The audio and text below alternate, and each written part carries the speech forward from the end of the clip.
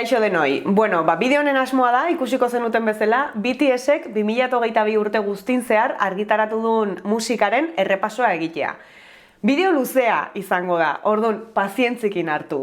Hala ere, ez baldin bazaizu dena interesatzen eta abesti zehatzen bat edo album zehatzen bat ikusi nahi baldin badezu, hori gogoratu nahi baldin badezu, bideoa atalka zatituta dago, bale? Orduan hemen behien agertuko dira ze atal dauden, eta zehazki ikusi nahi dezun horretara jun zaitezke bideo osoa ikusi gabere. Eta gero, bideoaren bukaeran aukeratu ditut urte guztian ateratako abesti guztien artean nire 11 gustukoenak. Bueno, hoixe da dena eta hasiko naiz. Ongi etorri!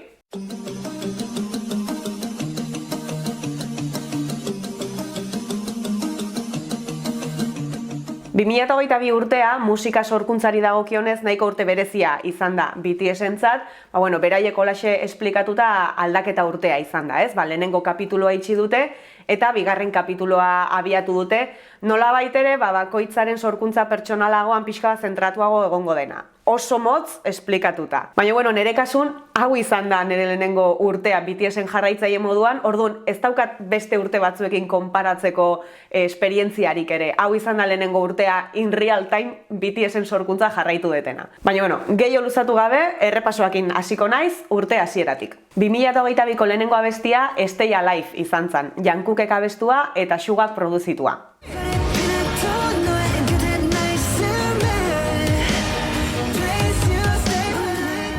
Aitortzen dut, hau izan dela lehenengo aldia abesti honen bideoklipa ikusi detena. Urte hasiera hortan oraindik ez nengon hontan hain sartuta eta ez nun bizitu izan abestiaren eta bideokliparen estrenoa. Abestia Seven Fates Chaco, edo ez dakit oso ondo nola oskatzen den, webtoon baten soinu bandaren parte da, eta oain bideoklipa ikusi detela, arazo bat daukat, gehiago nahi detela. Oain ikusi nahiko nuke BTSek protagonizatutako fantasiazko serie hau zoritxarrez existitzen ez dana.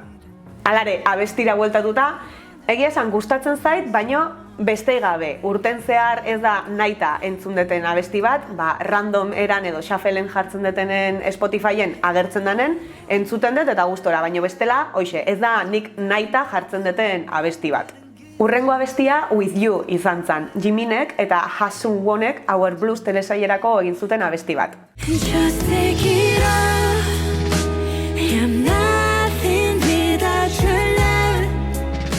Abesti honen publikazioa bai gogoratzen dutela hobeto, hemen ikusi nun lehenengo aldiz, ARMYk nola funtzionatzen duen BTSeko norbaitek abesti bat kaleratzen dunen. Hala ere, pixkat albo batetikan ikusi nun hau haindik, zirrikitu batetik begiratuta. Orduan argitaratu zanen, bai, abestia entzun nun, baina ez da oso nire estilokoa, K-drama bateako egindako abesti bat da, eta maitasun pastelosoaren itxura hartzen diot, ez dut txarrea esaten, bakarrik ez dala oso nire estilokoa, eta orduan entzunun atera zanen, baina gero ja ez dut berriz ere jarri entzuteko. Handik gutxia Dat atera zan, Psy eta Sugaren arteko kolaborazioa.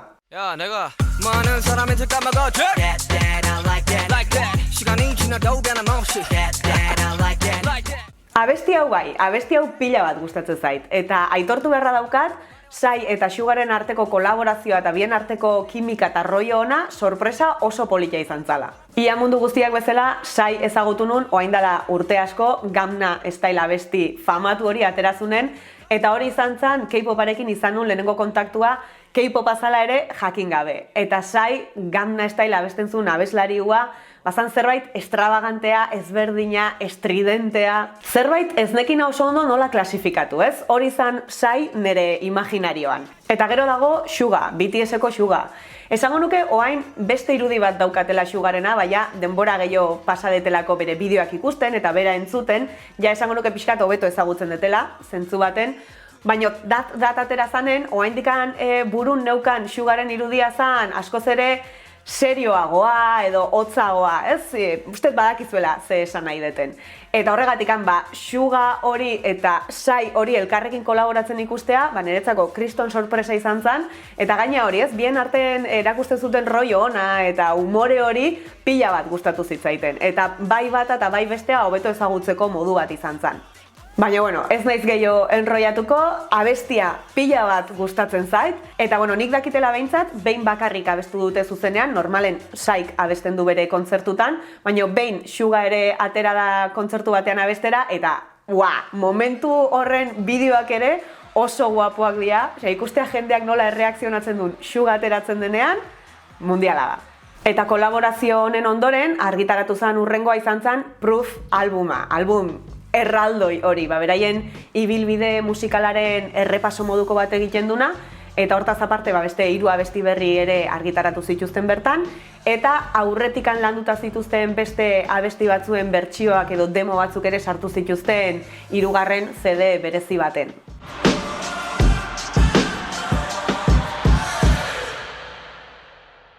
We are Bulletproof.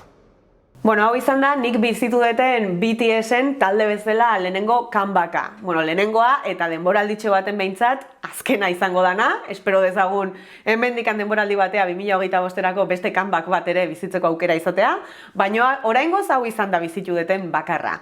Hori ez, esperientzia osoa ikusteko aukera izan detena. Eduki bakoitza noiz argitaratuko den esplikatzen duen egutegia, gauza bakoitza deskubritzen jutea egunez egun, eta gaina, azekan baka, ez? Garai eharren engantxatu naiz ni ontara. Albuma atera eta handikan egun batzutara izan zen 2022ko festa afari hori, horre esplikatu zuten ze etapatan zeuden, horre gontzan kapitulo bat itxi eta bestea irekitzeko azalpen guzti hori, eta intentsitatea. Baina, albumera hueltatuz, uste dut, album polita dela ni bezalako hasi berri batentzako, ez? Azkenen 9 urtetako ibilbidearen laburpen bat egiten dute beraien ikuspuntutikan. Horregatikan, asko pentsatuta gero, ze ez da bat ere merkea, azkenen albuma erosi nun eta hementxe daukat gordeta, baten batek unpoltsina ikusi nahi baldin badu, erdi ASMR formatuan egina daukat bideo baten, utziko dut hemendikan lotura. Esan bezala, album hontan 3 abesti berri ere badaude, CD bakoitzean abesti bat. Yet to Come, Run BTS eta For Youth. Eta 3en artean nei gehien gustatzen zaitena zalantzari gabe, Run BTS da. Okay, let's go. 너한 한 100m 우리 잘해. 학교 끝나면 회사 갈래. Abesti hau brutala da. Eta zuzenekoa kosta zaigu itxoin behar izan deu, baino Busango kontzertun azkenen ikusi ahal izan genuen abesti honen zuzenekoa, eta impresionantea zen. Gainea, ikusten da beraiek ere pila bat disfrutatzen dutela abesti hau. Koreografia hori, daukaten energia, eta horrein ondoren atera zuten dance practicearen bideoa ere, eta aipamen berezia Min Jungi bideo hortan ikusgarri dago. Oso abesti ona, oso koreografia ona, oso zuzeneko ona, aurten atera duten guztiaren artean niretzako ikusten dezuen bezala top-topean dago.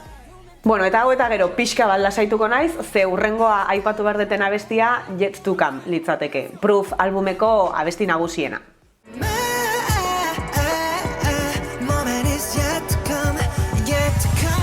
Abesti hau ondo dago, gustatzen zait, baina esango nuke bere pixu nagusiena bere simbologian dagola, simbolizatzen duen guztian. Azken finen, esan bezala, beraien lehenengo kapituloaren itxiera litzateke, eta Yet to Comek hori esaten du, honena etortzeke dagola, eta aurrera egiteko promesa hori litzateke. Eta hori, bideoklipean bertan ere oso ondo nabaritzen da, hor daudelako keinu pila bat, 9 urtetako ibilbidean egin duten guztiari. Ni nahiko iritsi berria naiz hontara eta ez dut uste ARMY izaten urteak eta urteak daramatzan jendeak bezain beste sentitzen detenik abesti hau, eta hala ere abestiaren momentu askotan oso sensible jartzen naiz. Abestia gustatzen zait, ondo dago, random moduan agertzen denean entzuten dut, baino ez nuke nire gustukoenen artean sartuko. Eta abestiakin bukatzeko, datu bezala, Grammyetara nominatuta dago bideoklipa, eta oso kerrez baldimanago behintzat koreerazko lehenengo bideoklipa da nominazio hau lortzen duna. Eta 3. abesti berria eta albumeko azkenengoa, For Youth.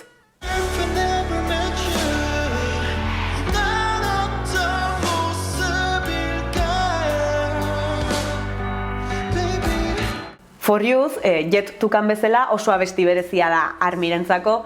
Hasiera-hasieratik ikusi daiteke hoi, ze abestiaren hasiera ARMYren ahotsekin da.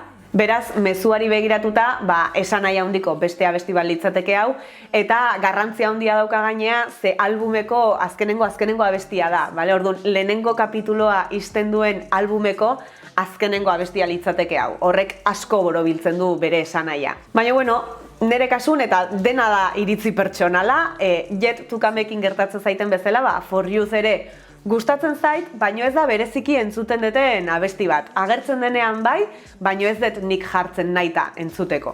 Hauek izango lirateke esan bezala Proof albumean sartu zituzten 3 abesti berriak, baina hortaz aparte sartu dituzte baita ere aurretik landuak zituzten beste batzuk, inoiz album batean publikatu gabekoak eta beste abesti batzuen demoak izango liratekenak. Hauen artean aipatu nahi deten lehenengoa, Born Singer.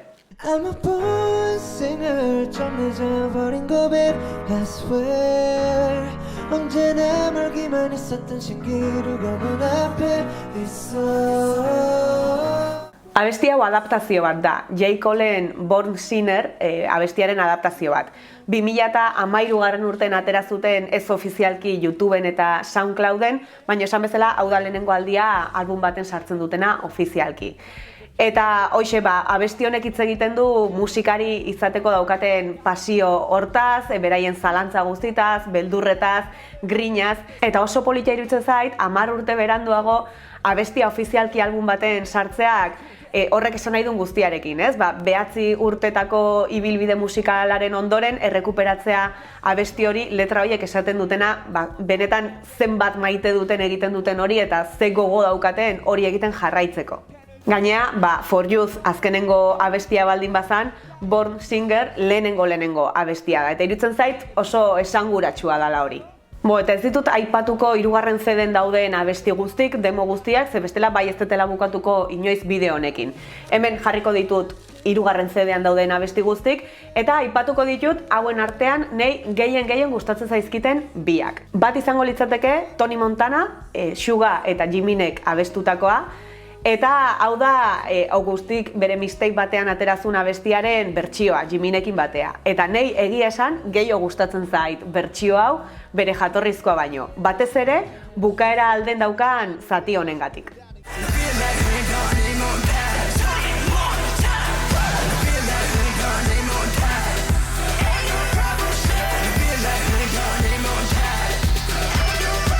Eta 3. CD-tikan aukeratzen deten bestea, DNA abestiaren J-Hopen demoa.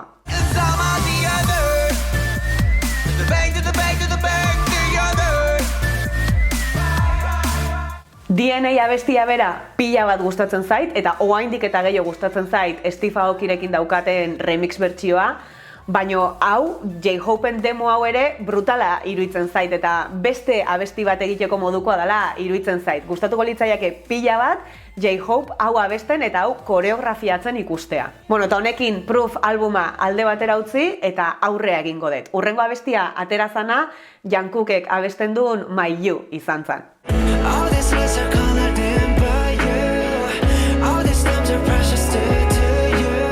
Abesti hau 2022ko festa ospakizunen baitan aterazan, ARMYrentzako egindako abesti bezala.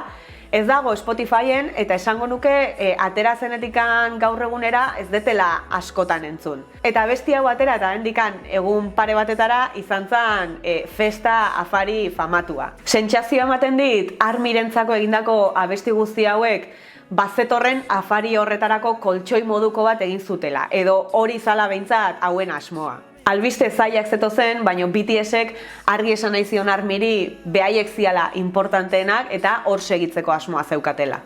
Hurrengo abestia ere Jungkookek abesten du, baina kasu honetan kolaborazio bat da. Left and Right, Charlie Puthekin.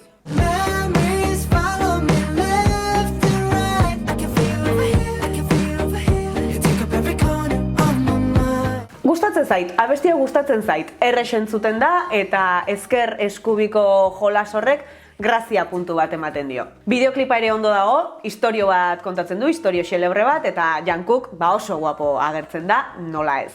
Abesti hau bai entzun dut urten zehar, bai sartuta daukat zerrendaren batean, eta gustatzen zait, harin entzuteko abesti bat iruditzen zait. Hurrengo abestia Our Island da, In The Zone BTSen mobilerako joku baterako egindako soinu banda, Sugak produzitua.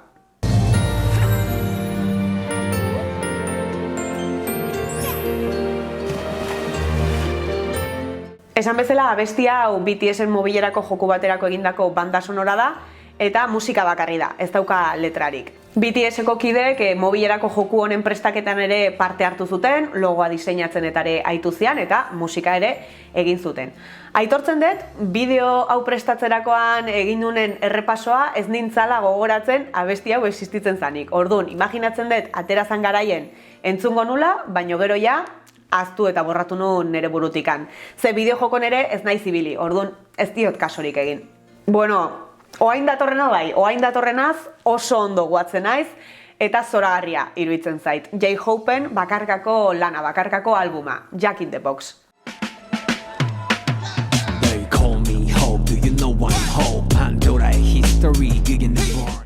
Jack in the Box 10 abestiz osatutako albuma da, J-Hopek egindako bakarkako lana, eta pila bat gustatzen zait eta pila bat entzuten dut hasieratik bukaeraraino. Gainea, gustatzen zait hasieratik bukaerarainoko ordenean entzutea, ze hola beste zentzu bat hartzen du albumak. Ez da bat ere luzea, 20 minutu irauten ditu, eta pila bat disfrutatzen dut, kriston lana iruditzen zait.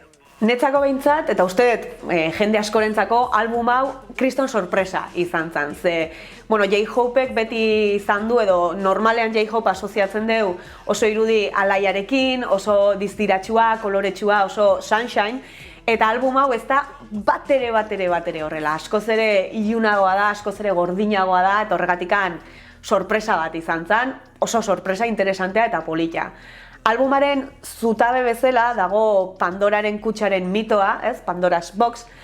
Eta interesantea da, ze J-Hopen izen artistikoa mito horretatikan dator, eta berak behin baino gehiotan esan du bere izaera, edo izateko modua garatu duena 10 urte hauetan zehar, asko zortzaiola aukeratu zuen izen horri, ez? Hartu duela asko Hope izen hortatikan. Eta album honek kontatzen du pixkat hori, ez? Artista bezala berak bizitutako beldurrak, ametsak, nahiak, grinak, eta oso ondo kontatzen ditu. Nire bintzat oso interesantea iruditu zait. Esan bezala eta ikusten dezuen bezala, albuma asko gustatzen zait, osorik, hasieratik bukaeraraino, hasieran badauka intro bat eta tartean ere badauka instrumental bat, hoiek ere oso ondo geratzen diala iruditzen zait. Baina album osoan zehar aukeratu beharko banitu zeintzuk dian nire abesti gustukoenak, aukeratuko nituzke More, What If eta Arson. Gainontzeko guztiak ere bai, baina hirukote horrekin geratuko nintzateke. Morek eta Arsonek bideoklipa daukae eta bideoklipak ere brutalak iruditzen zaizkit.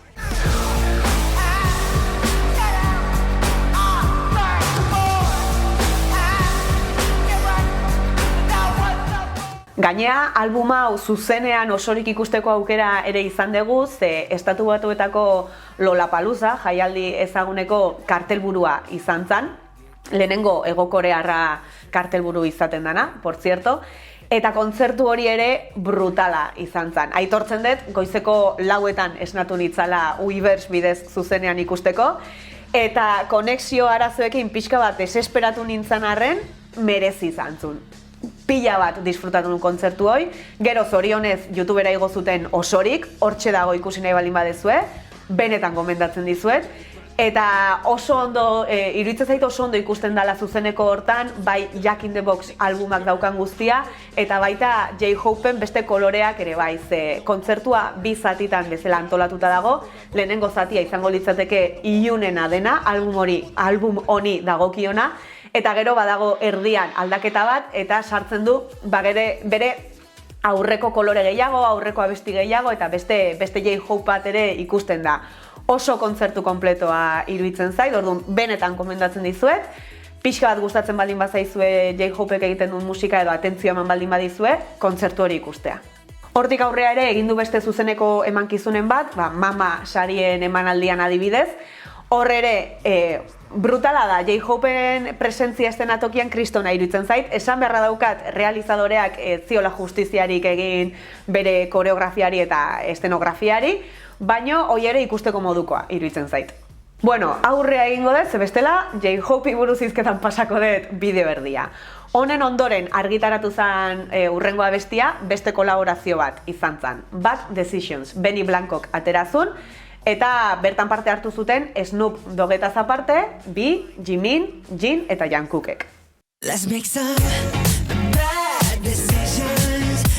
want you, baby, all of the time. Abesti hau gustatzen zait, baino esan beharra daukat pixka bat txof izan zala, ze jakin zenean Snoop Doggekin kolaborazio bat egongo zala, ez? BTSek Snoop Doggekin abesti bat aterako zula, mundu guztiaren imaginazioan zegoena zan, rapekoek egingo zutela kolaborazio, ez? Aspalditikan komentatzen zen zerbait zalako, nahi zuten zerbait zalako, orduan logikak esatezun, rap linekoek egingo zutela Snoop Doggekin. Orduan, pixkat txof izan zen, vokal linekoek egin izana, baino, bueno, sorpresa hori gaindituta, abestia uste dut ondo dagola, entretenigarria da, baina, bueno, udako abesti alai eta harinoitako bat da, besterik gabe. Gustatzen zait, entzuten dut, jartzen dut, baina ez dauka bestelako trascendentziarik ere. Hala ere, abesti honekin badaude aipatu nahi dituten bi gauza, ez? Batetikan bideoklipa, oso berezia dela, agertzen da Benny army bat bezala, BTSen kontzertu baten aurretik, eta oso graziosoa da, baino graziosoa da Benny Blancok egiten dulako, eta behin baino gehiotan adierazi dulako zenbat gustatzen zaion BTS, eta bere burua ere army bezala konsideratzen dulako. Horregatik handa graziosoa. Beste norbaitek egingo balu bideoklip berdina beste kontekstu batean, igual burla bezala ere konsideratu daiteke. Baino oso ondo dago eta oso graziosoa da. Kontekstuak dena egiten du. Eta aipatzeko moduko beste gauza da abestiaren promoa edo argitaratzeko momentua. Ai ama, ez dakit gauza hauek ohikoak dian edo ez, baina niretzako ez zian bat ere ohikoak. Orduan, pixka bat flipatu non guztiakin. Bale, abestia atera behartzan momentuaren aurretik, edo ez dakit oso ondo noiz, Benik altxorraren bila bat antolatuzun, USB baten sartuzun abestia, eta nunbaiten gordezun, eta jarrizun Twitcheko zuzeneko bat leku horren irudia ematen etengabe, ez? Eta orduan, erronka botazion armiri, ea norbaitek USB hori aurkitze otezun. Eta, klaro, horraz izan armi, mundu guztiko armi, esko oso graziosoa izan zen hori ikustea. Jendea hasi zan kalkuluak egiten, Twitcheko zuzeneko hortan ea argia nola ikusten zan, eguzkiaren posizioa asmatzeko, ea ze landare agertzen zian, asmatzeko ze gunetan zan. Ez dakitzen bat ordu iraun zitun horrek, baina oso entretenigarria izan zan. Eta ez dakit azkenean asmatu zan edo ez zein zan lekua, baino, azkenen Benik egin zuna izan zan kedada bat jarri, armirekin, bale? Koordenada batzuk bota zitun eta esan zuen, beida, etorri nahi baldin badezue abestia entzutera, eta nerekin batea USB-a deskubritzera, etorri koordenada hauetara. Eta dozenatik gora armi juntzian bertara, estatu batuetako leku batea, noski, azkenen polizia eta dena agertu zan, nik flipatu nun guzti honekin, oso ondo pasa nun, eta hoxe, beste erokerioitako bat. Aipatu behar duten urrengo abestia, pixkat kuriosoa da. Sugak Samsung Galaxy-rentzako produzitutako tono de llamada edo dei tono bat da.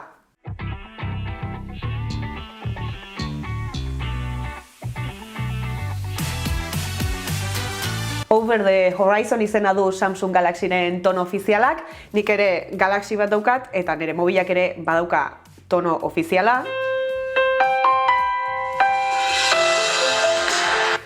Sugak egin duna da, tono hau hartu eta beste bertsio bat egin, sumatuko zenuten bezala, askoz ere politagoa.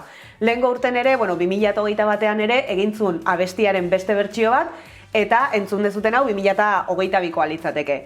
Nei egia esan, pila bat gustatzen zaita abestia, amorrazio izugarria ematen dit Samsungen dei tono bat izatea, ze berez abestia pila bat gustatzen zait. Eta gaina BTS-ekoek bideo bat egin dute Samsungekin abesti hau erabiliz, doblatzen dan mobila promozionatzeko, eta amorrazio ematen dit, ze bideo hori ikusita, doblatzen dan mobil hori erosteko gogoa sartu zait, eta ez zait gustatzen marketingak eta publizidadeak hain zuzenean eragiten didanean. Ez dut erosi, mobil hori noski zen ere honek funtzionatzen du haindik, baina hoxe, gustatzen zaitela asko Sugak egin duen bertsio hau.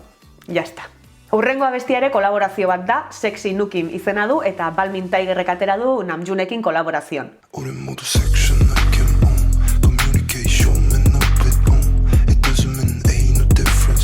2022 urten zehar ateradian kolaborazio guztin artean bereziena, desberdinena, kuriosoena dela esango nuke. Zentzu guztitan, bai abestia, taldea bera, bideoklipa ere oso berezia da, Balmin Tigerrekoek personaje batzuk ematen due, zentzurik onenean. Abestia orokorren asko gustatzen zait, zati batzuk beste batzu baino gehiago, segun eta zeinek abesten duen, gehiago gustatzen zait edo gutxigo, eta Namjoonen zatia, pila bat gustatzen zait. Bideoklipa ere bai, oso kuriosoa egiten zait eta gustatzen zait, naiz eta ez deten ulertzen edo iruditzen zait gauza pila bat eskapatuko zaizkitela, eta abestiarekin ere berdin. Namjoonen zatiari igual bai jarri diot atentzio gehiago, letra aldetikan eta estetikoki, eta hor harrapatzen ditut referentzia gehiago eta gustatzen zait nola agertzen da Namjoon abesti hontan, gustatzen zait sexy ganberro rollo hori, eta abesti hau pila bat entzun dut urten zehar. Eta bueno, aipamen berezia W Korearen eventoan abesti honek izan zuen zuzenekoari. Nola emozionatu zen mundu guztian Namjoon estenatokira igozan momentuan. Jungkookek esango lukeen bezala. Eta kolaborazio batetik beste batea salto egingo dut. Urrengoa argitaratu zen abestia Rush Hour izan zen, Crashena, J-Hopen kolaborazioakin.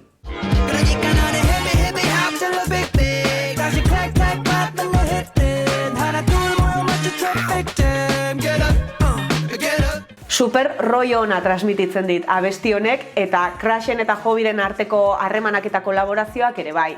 Promoa egin zuten bitartean nabaritzen zan beraien artean sintonia eta oso benetakoa iruditu zitzaiten. Gustatzen zait abestia, oso umore honen jartzen hau, oso alaia egiten zait eta urten zehar desentetan entzun dut. Eta bideoklipa ere oso ondo dago. Azkenen J-Hope dantzan agertzen da eta J-Hopeek dantza egitea beti dago ondo. Orain dela egun batzu gainea zuzenen abestu zuten biak kontzertu baten eta oso polita izan zan oire bai, J-Hopen freestyle momentuakin eta bien arteko besarkadarekin. Eta oso pozik jartzen hauen abesti batetik, gehiagire gustatzen ez zaiten beste batetara.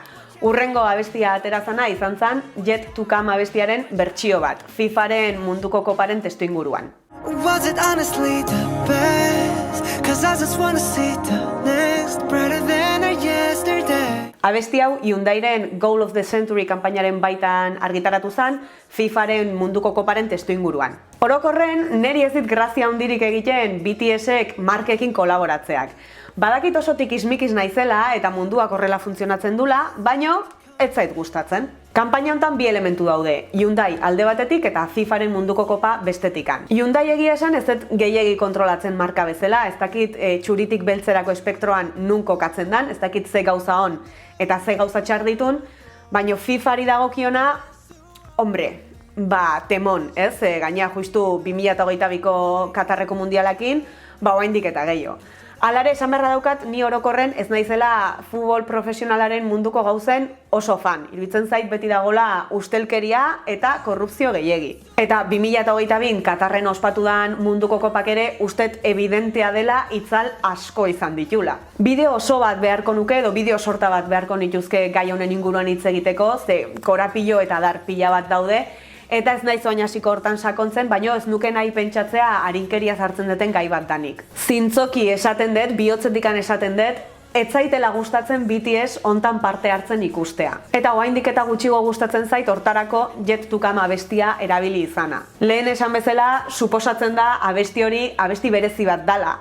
Taldearen lehenengo kapitulua izten du, zalei egiten zaien promesa bat da, oso abesti sentimentala eta berezia da, eta pena ematen dit olako testu inguru baten justu abesti hau erabili izana. Ez zait gustatzen. Bueno, baina zorionez, urrengoa aterazan abestia pila bat gustatzen zait. Orduan, errepasoarekin jarraituz, esan bezala urrengoa argitaratu zen abestia, Jinnen The Astronaut izan zen, Coldplayren laguntzarekin egindako abestia. When I meet you, there is no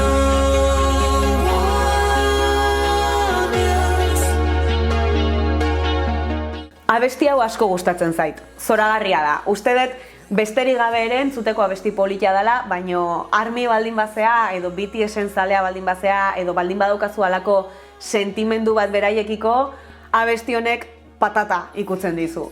Jinnek bere idoloekin batera egindako abesti bat da, Soldadu Euskara Juna aurretikan ARMYrentzako opari moduan ateratakoa, mezu oso polit batekin eta esanaiez betetako bideokliparekin. Eta Coldplayrekin zuzenen abestuzunen, haze momentua. Coldplay ematen izan kontzertu bira bat aprobetxatuzun eta Argentina juntzan abesti hau abestera. Eta oso momentu polita izan zen abesti osoa eta Chrisekin konpartitu zituen momentu goxo horiek ere bai.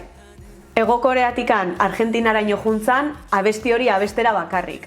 Soldaduzkara jun aurretikan, derrigorrezko zerbitzu militarrera jun aurretikan, armitaz espeditzeko aurrez aurre. Berez, logikoki ez zait bat ere gustatzen 5 minutuko gauza batetarako hegazkin bidaia hori egitea, baina sentimentalki eta simbolikoki brutala da. Bueno, eta honen hurrengo abestia gustatzen zait, baina amorrazia ematen dit generoko beste bat da. Dreamers da abestia, Jungkookek atera duna Fajat Al-Kubaizirekin batera, Katarreko munduko koparako. Look who we are the dreamers, we make it happen, guess we believe it. Ba, esan dakoa, abesti honekin gertatzen zaitena lehen ere komentatu dut. Zertarako eta ze testu ingurutan atera dan, erraldoi bat da, hausnarketa askorako eta eztabaida askorako eman lezakena. Esan bezala, ez nahi sartuko hortan, baino badakizue zertaz ari naizen. Eta amorrazio galanta ematen dit, ze abestia bera asko gustatzen zait. Ez da kriston mezua daukan abesti transcendental bat, baina uste dut oso ondo enkajatzen dula sortu den horretarako, ez? Maila horretako evento batetarako abesti bezala, iruditzen zait oso ondo funtzionatzen dula. Irekiera ekitaldin abestu zuten abestia eta Jungkook ikusgarri egontzan. Kasu honetan ere bai, errealizazioak hobeto egin zezaken bere lana, ze Jungkooken dantza momentu asko galdu genitun, baina bueno, eskerrak fankamak existitzen diala eta FIFAk ez ditula denak borratu copyrightagatik. Eta 2022 urtearen bukaerara iristen nahi gehala, album puska hau, Indigo, Namjoonen lehenengo bakarkako albuma. You keep the silence for you do something now. Yeah, yeah. Namjoonek lehendikan ere bazeuzkan bakarkako lanak, baina hau da bere lehenengo album ofiziala.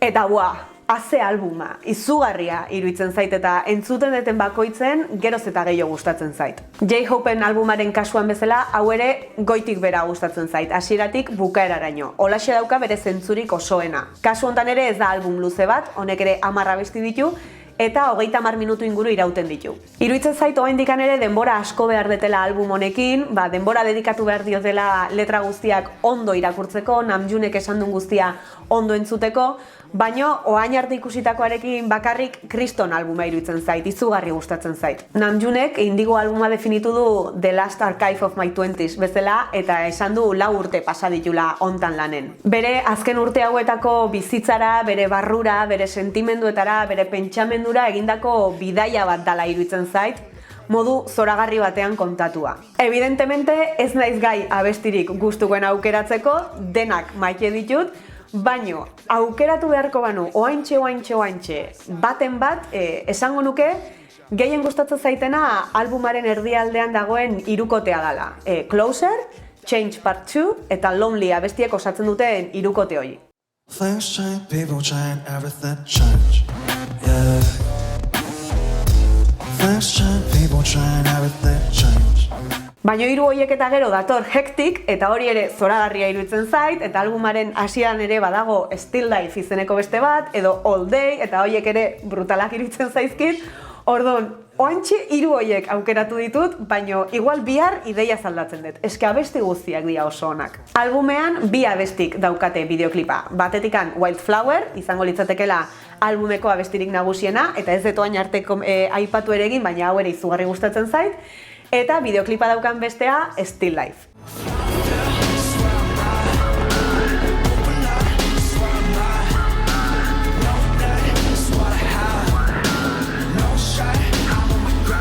Wildflowerren bideoklipa izan zen, aterazan lehenengoa, eta ikusi nun aurreneko aldin, negarra egin nun. Eta ikusi nun bigarren aldin, ere bai. Eta 3. eta 4. eta 5. Oso bideoklip polita da, eta letrak esanahi handia dauka, Namjoonen barru-barruraino eramate gaitu, eta oso ondo irudikatuta dago hori guztia bideoklipean.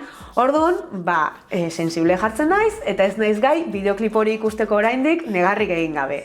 Lehenago ere esan izan dut oso negar errexekoa naizela, baina eske patata ikutzen duten gauzak egiten baldin badituzte, zer remedio. Beste bideoklipa Still Life abestiarena da, eta hau bixiagoa da, alaiagoa da, hau errexago ikusi dezaket.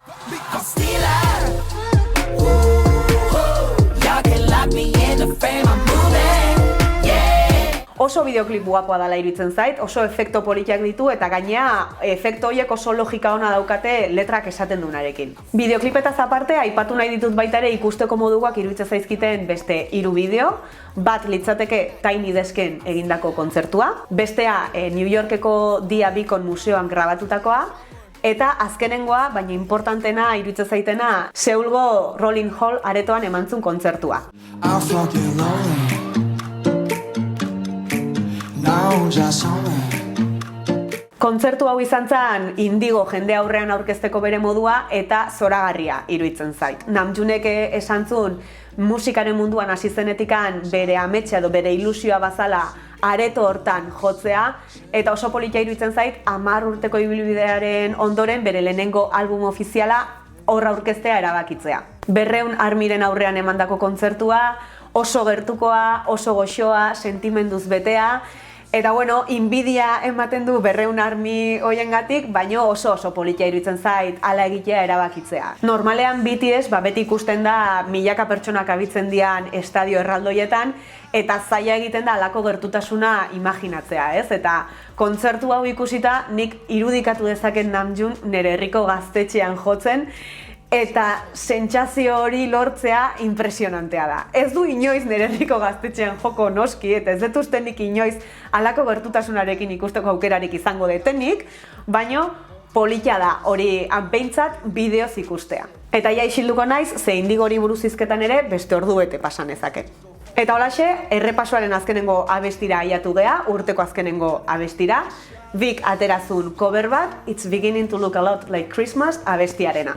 It's beginning to look a lot like Christmas everywhere you go. Gabonetako oparitxo bat izan zen, Bike armirentzako prestatuzun oparitxo bat, sorpresa moduan, eta bueno, egia da, ez dala nik entzuten duten abesti estiloa, ez naiz Gabonetako abestiak entzuteko oso zalea, edo ez daukat ohiturarik, baino aitortzen dut biren ahotsari oso ondo geratzen zaion abesti bat dala, eta benetan cover polita iruditzen zait, eta urtea bukatzeko oso modu polita izan zala iruditzen zait. Hauek izan dira, 2022 urtean zehar, BTSek atera ditun abesti guztiak. Oso oker ez baldin banago behintzat. Baten bat aztu baldin bazait, mesedez, utzi komentariotan, bale? Ze aldeten errepaso guztien egin dut, baina posible da baten bat eskapatu izana. Badakit oso bideo luzea izan dela, prestatzen ere denbora dexente eman dut, baina egia esan oso gustora egin dut. Polita izan da urte osoaren errepasoa egitea, eta ja ahaztutan euskan abesti batzuk berriz deskubritzea. Eta bideoa bukatzeko, azkar, nire top 11 abestien zerrenda egingo dut, ez naiz gai izan 11tik jeisteko, 10 egitea zan nire asmoa, baino ez da posible izan. Orden kronologikoan jarriko ditut, ez daukat preferentziarik beraien artean. Eta esan bezala, nire iritzi pertsonala da, nire gustuen araberakoa, seguraski bakoitzarena ezberdina izango da. Eta hauxe da dena gaurkoz, zerrenda ikusiko dezute orain, eskerrik asko bideoa ikusteagatik, eta hurrengora arte. Aio! 야 내가 많은 사람의 잠깐만 That I like that 시간이 지나도 변함없이 That I like that Stop energy, make it move left and right. 그게 누구든지 make it move left and right. Human body 우리 가솔린 It's good, are you ready? Okay.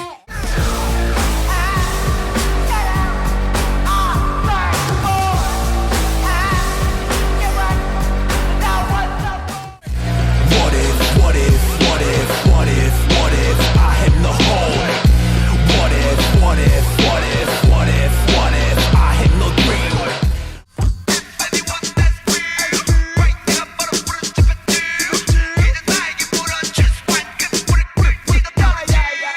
우린 모두 섹션을 캠 on communication 맨 높이 on it doesn't mean ain't no difference. 그러니까 너네 헤비 함절로 빅빅 다시 클릭 맞는 거 hitting 하나 둘 모여 맞춰 traffic jam get up When I'm with you there is no one else But you got me doing the same thing all over again And I make a body Flames change, people change, everything change. Yeah. Flames question. People trying everything change. I'm fucking lonely. Now just only. Bueno, eta orain bai, ja bideoa definitiboki bukatzeko, estena poskreditos bezala, ez nun repasotikan kanpo utzi nahi, Jungik Instagramera igozun bideo zoragarri hau. Gozatu Jungi eta bere pianoaz.